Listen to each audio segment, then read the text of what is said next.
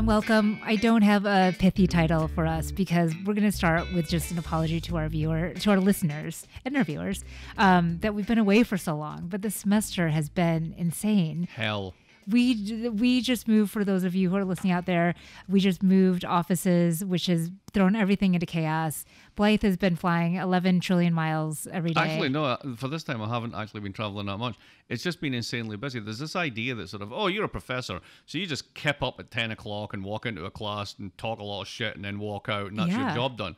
If only. I've been cranking out about 80 hours a week. Man. Yeah, it's been ridiculous. And I haven't written a thing since September. It's just like meetings, job talks, bureaucracy. God almighty. So anyway, we finally made it after Thanksgiving. Yes. We're back. What's been going on? So much, I think.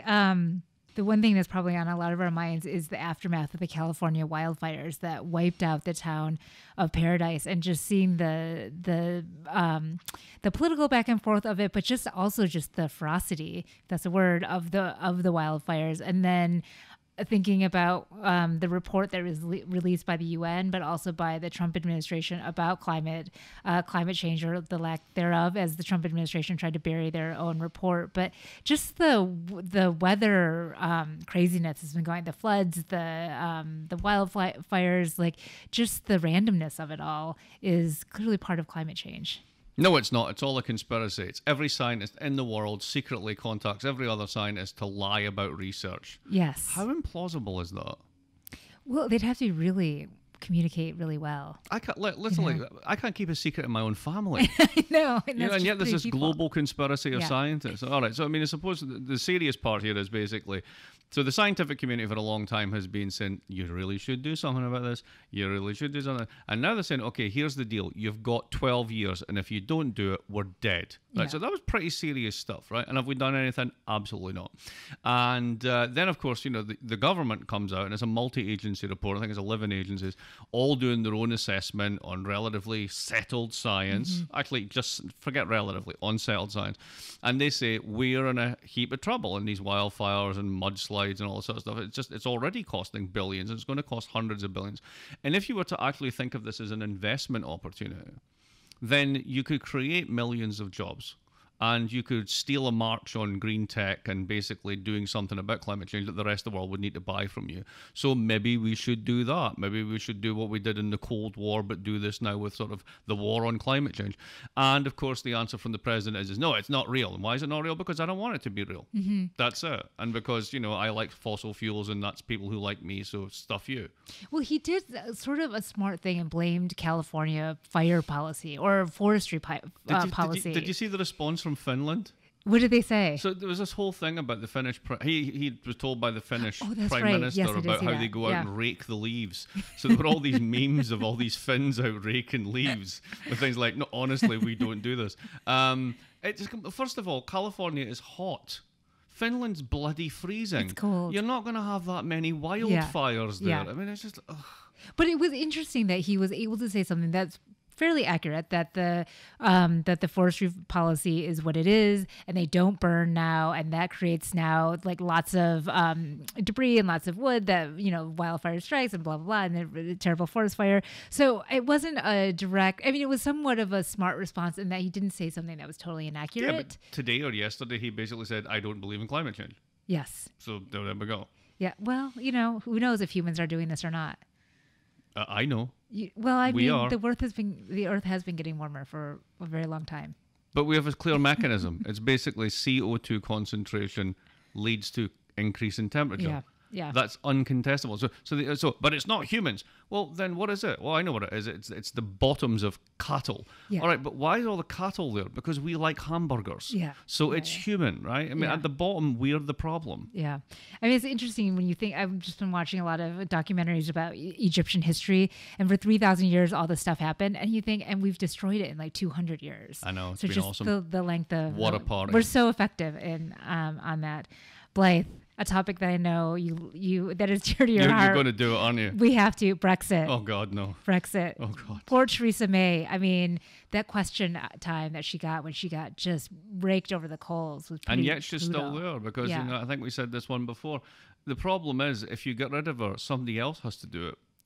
and nobody else wants to do it. So now we've actually got to an interesting position. So the EU has said, all right, we're going to fudge the Irish border question, and we'll have this thing called a backstop, which basically means if we can't work out exactly what we'll do, we'll kind of do what we're doing now, and then we'll figure out what we're going to do. So it's a classic fudge, right? But the problem is you have to have the votes in the House of Commons to do it. Yeah. Now, she's got a whole chunk of her MPs, led by sort of this old Etonian William Rees-Mogg, and then this other one, you know, the Boris Johnson creature, and they're all sort of like, no, we will have our own free trade deals with Mesopotamia. So she's not getting them. Labour is playing a strategic game of, we don't want to touch this. There probably aren't enough Labour defectors. The DUP, the Irish party that supports them, will not support them. So at this point in time, we've managed to get a deal. The EU says, all right, we can live with this, but you might not get it through the Parliament. And if you don't get it through the Parliament, what happens then is you're back to having a kind of hard Brexit. Because that doesn't trigger an extension. That doesn't trigger a new referendum. None of that's on the cards. So where does this leave her, and where does this leave Brexit? At this point, I think the woman's a saint. Yeah, right? Just for taking it on. Just for continuing. Yeah. You got to admire her, right? Yeah. What a crap job, right? Yeah. There's this like moment of, let's say, populist anger and invective at the British ruling classes for very good reasons, and everyone gives them the finger in the form of Brexit. You then actually have to live with the consequences of this and negotiate this deal. Yeah. And there's a wonderful internet meme on this one. Is a picture of May sitting at a desk. And in Britain, our cable company is called Sky, right? So it says, hello, Sky. Hi, it's Theresa. I'd like to cancel all of my channels and then get them back only in a crappier, more expensive way. Can we do that? And that's pretty much it. Yeah. Well, it's interesting, your point that no one else wants it. So there's not even jockeying for it. It's just everyone just turns It's funny. It's just the opposite of Hillary Clinton. Yeah. Right. So as you know, I've been saying forever that like she's going to run again, and there's been increasing traffic on that one, right? Yep. So with her, it's the Cersei Lannister problem, right? Once you've murdered everyone else, you have to run the Seven Kingdoms. Yes. Right. And what you've got with Brexit is the complete opposite. Is the nobody wants to touch this with a barge pole. Go on, Theresa, you can do it. Yeah. Yeah. Sit on the Iron Throne and tell us what to do. Exactly. Well, on that point about Hillary Clinton. Probably, the midterms. We have to talk about, we have to talk about Brexit. We have to talk about the midterms. My big takeaway were two things. One, the bipolarity of the electorate. So on one hand, we have a number of referendums that pass at the state level. So ex-felons are granted their voting rights in Florida, and yet they vote for a very conservative governor and senator. The full legalization of pot in a state like Michigan that has gone blue and then to red, but it's still pretty conservative, and might even become more so with the closings of the GM plants, the expansion of Medicare. So just at the state level, lots of different things going on, and yet the Democrats were not able to take the Senate. I think they're up 39 or 40 seats in the House. So a good evening for the Democrats when it comes to that. But I was just really struck about how we are of almost two minds and very much split in terms of what those minds are, even within a state. I thought that was pretty interesting. Really nice as a political scientist to see across the board increase in participation for midterm elections. I thought that was great. And then the other thing that I was really struck by that didn't get a lot of press was this notion of disinformation and how congressional campaigns were having to deal with possible Russian intervention. So what we experienced in the presidential election, congressional campaigns, and not a lot of talk about it, but just being aware of that and how they were going to deal with this on Facebook and on Twitter, and how really there's no, all the consultants that run all the campaigns, they have no idea how to consult or how to advise campaigns on the disinformation stuff. So, but was there actually much disinformation? Do we know? Well, this is the thing we don't know a lot about. So you kind of hear anecdotally that campaigns were aware of it and they were doing some defensive stuff with Facebook and Twitter, but there hasn't been a lot of talk about it. So it's just something that I thought was interesting. I think in the bigger races, there might have been some stuff, but no one's really reported on it. Yeah, I mean, because let's say, so we'll make Russia the bogeyman as usual, right? So why would Russia care who wins Mississippi? Well, that's the question, right? I mean, why would, but I think it's the highest. I can see why they care about the presidential. Yes. I don't see why they would care about these races. I think it's, like a Florida race or something, just to sort of stir up trouble, to think about putting in or supporting the people that may support the president. I'm really curious about it and whether or not the extent to campaigns were paying attention to it. So what else has been going on? I know. How about we basically have a president who puts up tariffs to encourage firms to bring jobs back home to America? And one of the most likely people to do this, of course, are those that have global production chains. The biggest example of this, of course, is General Motors. And they've just decided to shut down a whole bunch of American plants. How's that looking? Did you see Trump said that he told GM CEO, you better get back to Ohio? I thought, is that policy? Yeah, not just that. It's sort of, so here's what they're doing. I mean, first of all, I don't know why anybody's surprised by this, but of course, Wall Street went bananas. You fire 150,000 people, your share price goes up 7%. Now, what is it they're trying to do? There's a huge set of changes going on in the global car industry. Now, forget all this crap about, we'll all be doing self-driving cars tomorrow, right? That's not coming anytime soon. But what there is for the Europeans, everybody in Europe drives diesel. And it's dead. It's over. The particulate matter it generates is causing untold sort of health hazards, etc., air quality in Europe. So they're all getting phased out, and they don't have a plan B. We do big petrol engines, and basically the future, one way or another, self-driving or not, is electric. So if you want to do that, here's the dirty little secret about electric: you don't need that many people, because you don't need an engine shop.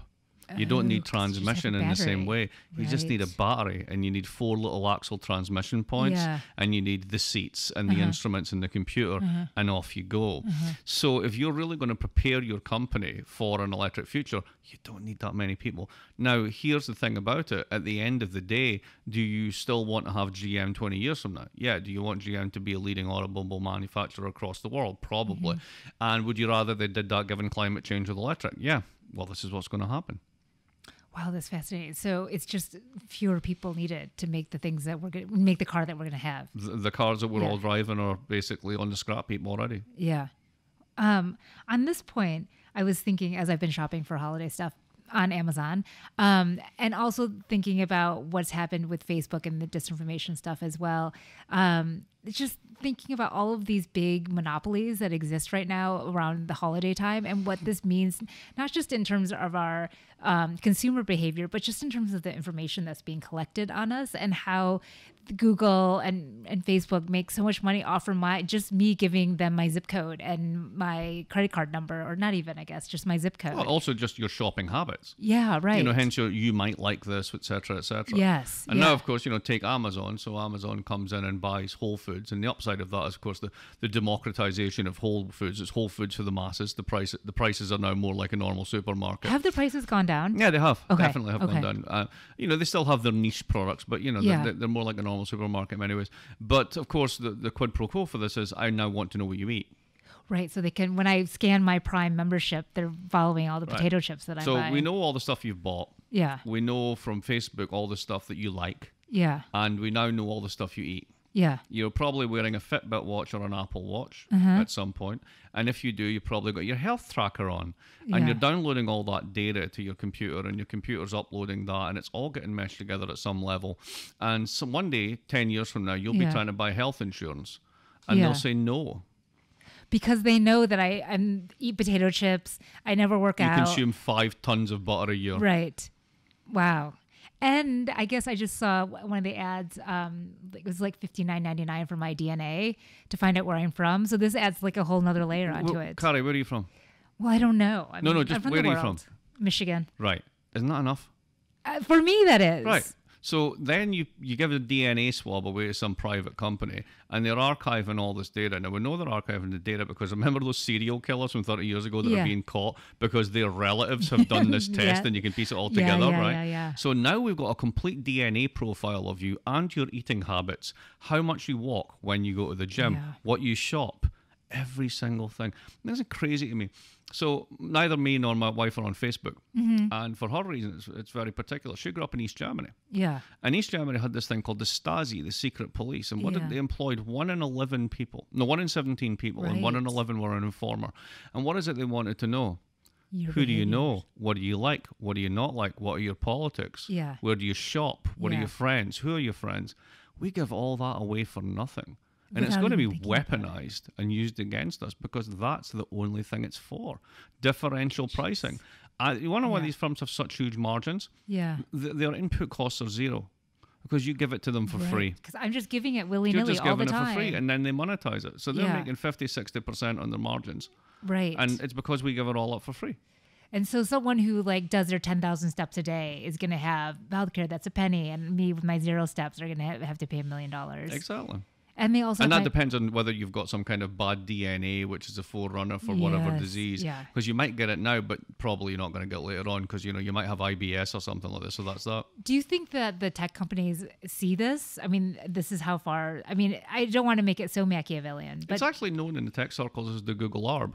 Yeah. So the ultimate thing is to make an arbitrage, right? To buy cheap, sell dear. Yeah. Whereby all of the consumer surplus, which is usually split between the producer and the consumer, goes to the producer. In plain English, right? You give up everything. I take all of the profitability. So imagine you did differential pricing on Amazon, right? I know from your price history how much you're willing to pay for most things. Right. So imagine I was allowed to, you can't do this yet, but this would be the ultimate example, and it's coming. The book that you want is $9.48. Yeah. But they know that I'll pay a little bit more, so it's $10.15. Yeah. Well, that little bit of difference in pricing goes straight to them. Right. They're just taking the whole lot. Right. So that's 40... Now, just do it with everything. Do it with healthcare. Do it with everything. And because you're willing to do it and you make X amount of dollars, that 45 cents doesn't make any difference. And this is the amazing, thing about this, but the government, but the government is elected and you can throw the rascals out. You can't throw Facebook out. Yeah.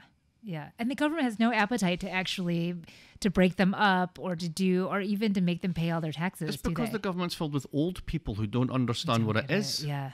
Right. Along with climate change. It's getting warmer. When? Right. Why is there some snow? Because you don't know the difference between weather and climate, you muppet. Well, it's also, put the ice cubes in the bowl and then, the water and like experiment as well. We have to end on a happy note though. We never do, but we'll try. What is there? Feels like I was wondering what the it gift is. Is there an it holiday gift? I don't know. Maybe there is. How about a live turkey? Like the survivors of Thanksgiving turkey sale. And they keep them as pets. Oh, that's nice. That's good. I mean, turkey has When I was nice growing up, pets. this is a true story. When I was growing up, there was an area of Dundee called Kirkton. Yeah. And Kirkton was pretty rough. And there was a guy who was a saxophone player. He was quite old. When I was a teenager, he was in his 40s. And he used to run around with a turkey as a pet. Yeah. And I can't remember what guy's name was, Willie or something like this. And one day I was out with my friend that lived nearby, and he knew him, and he said, "So Willie, where's the turkey?" And Willie looked at him and just gave the following reply. Steely-eyed, he said, "Friendship's friendship, but hunger's hunger." Whoa. Brutal. Tough neighborhood. Tough. Well, on this note, I will say we had 2 turkeys at my Thanksgiving in Michigan. One was tame and one was wild that my dad had shot for us. So, hey, was it different? Hunger. Was it different? Oh, total difference. Total difference. Yeah, it tastes very. The commercial one was much better. It tastes very different. And the dark meat is very... Yeah, I can imagine. Because that one actually gets to move. Imagine that. That would be incredible. Yeah, so hunger is hunger. Hunger is hunger. Yeah. Thank you all. Bye. Bye.